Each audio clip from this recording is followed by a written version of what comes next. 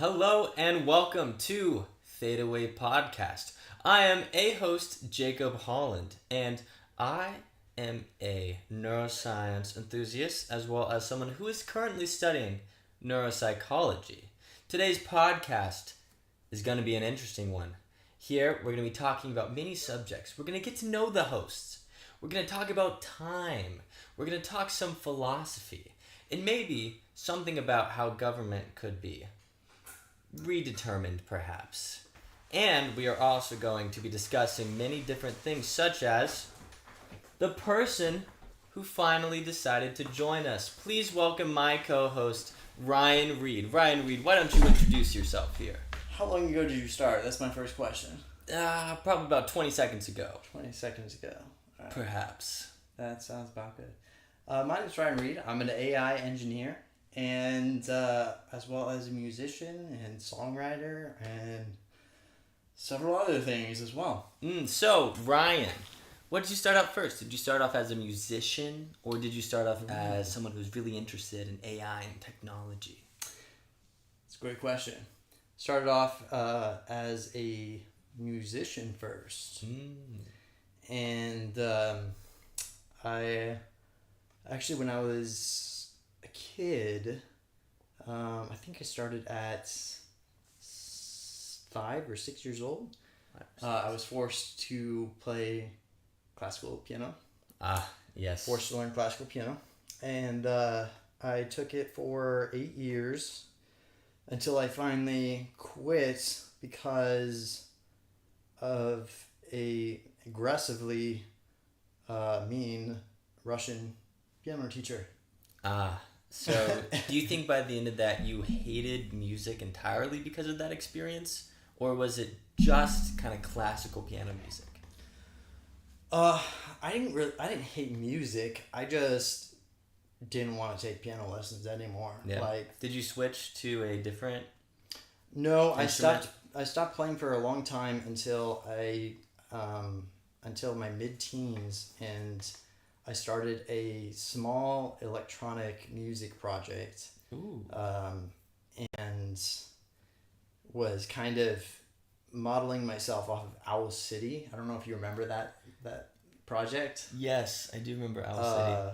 I was a huge fan of Owl City's music back in the day, and kind of started my own little basement, so to speak, project. And it was actually, for like how old I was, it was not that bad. But I was using Pro Tools at the time, which is a professional music editing software that is used by studios. I had no business using it whatsoever. Were you efficient at using it? What? Were you efficient at using it? No. No? I was terrible at using it. I barely knew enough to do what I was doing. And kind of just winging it as I was going along. And so I'm surprised the music turned out, as decent as it did.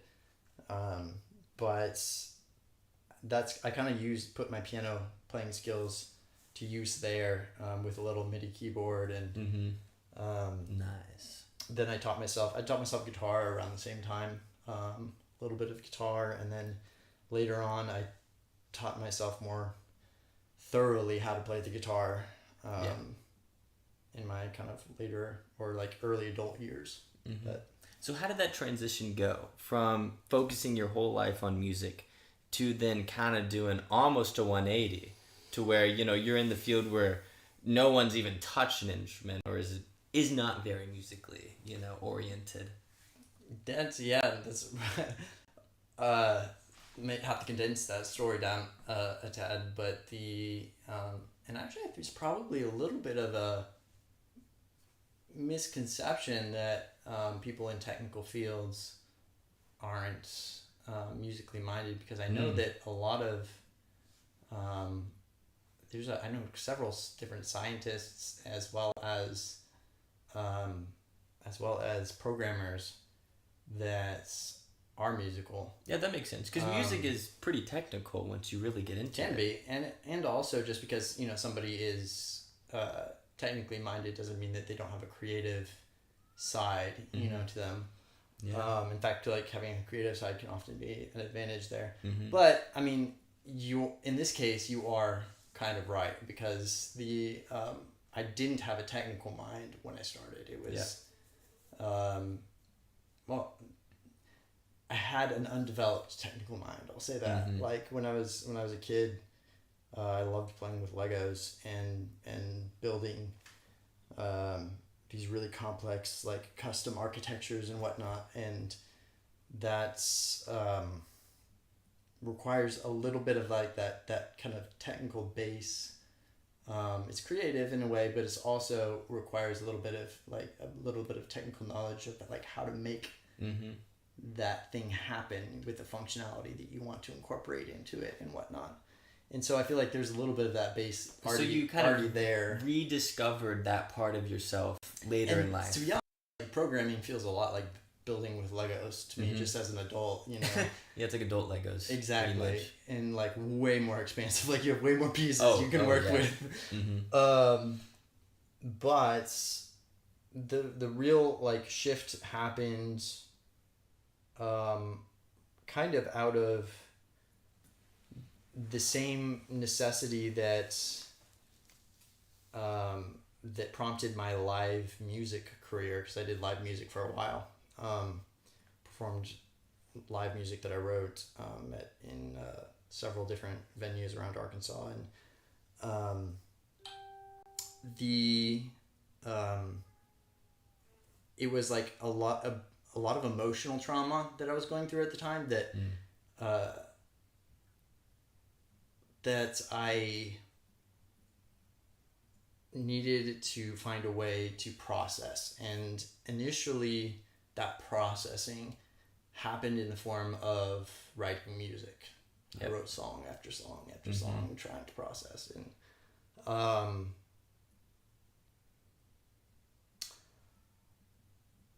was able to do a lot of processing and healing through that, but not completely. Like Yeah. there was still a lot of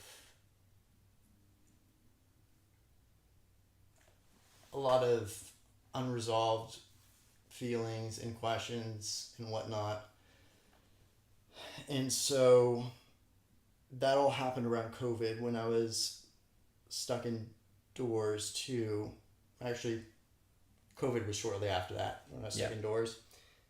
And so being stuck indoors with nothing to do and no live music to play, no outlet, Yeah. I had to find another way of handling it.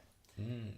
So I kind of started becoming interested in programming for a specific project. But then as I learned programming, I discovered that I actually enjoyed the challenge of it, and the fact that there was always deeper you could go. There was Yeah. always more depth. And as soon as I thought that I learned everything there was to know about it, and that, you know, I was an expert at it, I would be faced with something that just blew my socks off. Yeah. So you started it because it was so alien to you and you wanted that challenge of facing it head on and figuring out what this is. Exactly. Yeah, Mm-hmm. that's why I kept on doing it. It was kind of like this thrill of, you know how, like, when you are faced with a problem and it's important to you that you resolve that problem.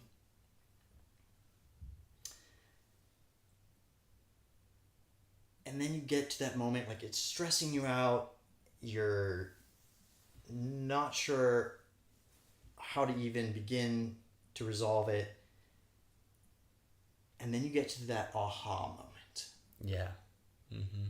Where it just clicks. You're like, that makes so much sense. Like, my world finally, is back together, like cohesive again. During the process of my intro to programming, when I was learning the basics and working on this project, I fell in love with those aha moments. figuring things out. And, I would spend probably initially 10 minutes on it a day while I was drinking my coffee and working on programming problems, learning a new concept. A lot of times it wouldn't make sense at first, and things wouldn't stay in my memory because they weren't making sense. But once I got to that aha moment, things began sticking around and they started making more sense, and it's just really cool to be able to pursue something that has so much depth that you have a never-ending pool of aha moments, Yeah. Mm-hmm. Yeah, so you can kind of pursue that and just, seriously, programming is, you can really do anything with it. If you think about it, there's so much. There are endless possibilities. Yeah. Because when you consider the fact that you can not only program hardware, so you can make something physical out of, your programming experience.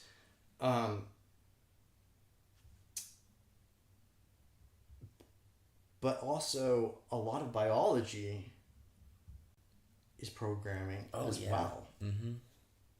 It starts expanding the universe of relevant application for that knowledge. You start seeing the world in a much more logical and easily interpretable way. Mm-hmm. And that's in fact what it did. It in a way shifted my personality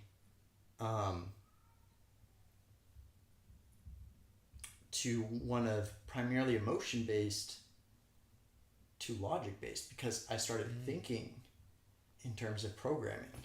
Yeah. And structures and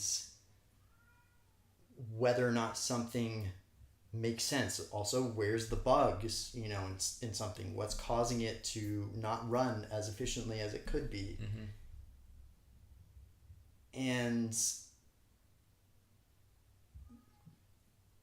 it starts helping, especially in modern day where there's so much information out there. Mm-hmm. It really, really helps to be able to have a strong logic base that you can fall back on to help interpret this information, because otherwise a lot of it comes down to, all right, who's giving me the information? Do I believe that person or not? Now, we do know that logic and emotions are very much intertwined together and they bounce off each other often. What I want to know is, because you were so emotionally, I don't know about stable, but you knew what your emotions were and you were comfortable with them, did switching to that logic side also have an aspect of intense positive emotions, and you were able to experience that and kind of prolong the fun, the kind of the really exciting aspects of logic, because you were also able to kind of infuse your emotions and your passions in that logic and what you were pursuing? In a way, it almost became more of a redirection of emotional value. Mm-hmm. Where now, instead of gaining a neurochemical rush, i.e. emotions, through things like people's approval and how many likes I get on Instagram, it transitioned to more of gaining that rush through the pursuit of knowledge. Yep. And the acquisition of knowledge and connecting pieces together and coming up with new ideas that maybe nobody's ever, thought of before. The great thing about putting your value in knowledge instead of other people is that it will never disappoint you, ever. It'll always bring truth in some form or another if you continue to pursue it. Yeah, exactly. That's awesome. That's awesome. Yeah. The kind of the same question for you, actually. I know that you've had a lot of musical theater Mm-hmm. history. How many years did you do musical theater? 7. 7 years. 7 years. So that was nearly as long as I did piano. Yeah, yeah. Did you have any musical experience before that? And if so, what was it that you were studying at the time, and how did you transition from being more in a creative pursuit Mm-hmm. with musical theater and Yeah. whatever else, to being interested in something like neuroscience? Okay, so get ready for this story. So actually, when I was younger, I also did piano as well. I did piano. I also did guitar. So we're very similar in the way we kind of grew up. And personally, I don't like to consider myself a musical theater nerd. I am a musical theater person because I obviously did it for 7 years and did it consistently. I did like 3 shows a year. And I did it for friends because I had a really good friend group in National Youth Theater, and I obviously didn't want to just leave and go find a new friend group, so it was easy. You know, the musical theater aspect was definitely secondary to me. It was really the community that I really wanted to hold on and latch to. But that does not mean I did not give it my all in the shows. And when I would get a role, or even when I didn't get a role, I would really try my best to be on stage and be present in the moment. I will say I didn't like rehearsals at all. I hated every single rehearsal process. It sucked. But I absolutely loved being on stage because there was something about expressing a persona that you have worked so hard to refine and then present that in front of an audience. And It's interesting that's that thing that you enjoy about being on stage and expressing, all that hard work to an audience involves the rehearsal, which you hate. I know. I mean, a lot of it is just working through the process. I mean, really, I wish I would have learned to love the process as I got older. Like for this past show, why am I forgetting Guys the and name? Dolls. Yeah, Guys and Dolls. Me and Ryan both did that show. It was pretty fun, and How we met. I taught myself to love that process. I could have just absolutely hated it. Out of all the shows for the rehearsal process, this was the one I could have hated the most. But I chose to love it. And by the end of it, expressing my character Nathan Detroit, it was just so therapeutic, genuinely. And I will say, through kind of my younger years experiencing, I had no want to be a scientist or even a neuroscientist, anything like nothing about psychology. I mean, I was obviously interested because my mom was super interested in psychology, and I would listen to podcasts here and there about like a physicist would be on like some of my favorite podcasters, and I thought cosmology was really interesting, and where are we, what are we, how does this kind of fit within the perceptions of humans and different cultures. And so I will say that did manifest because of how I was expressing myself on stage, and that kind of led to a particular curiosity that wasn't conscious, but was something that kind of just manifested in everyday behavior. I mean, when I was a kid, I had no clue what I wanted to do. Just absolutely nothing. I was a complete wreck. All I cared about was playing Fortnite mobile.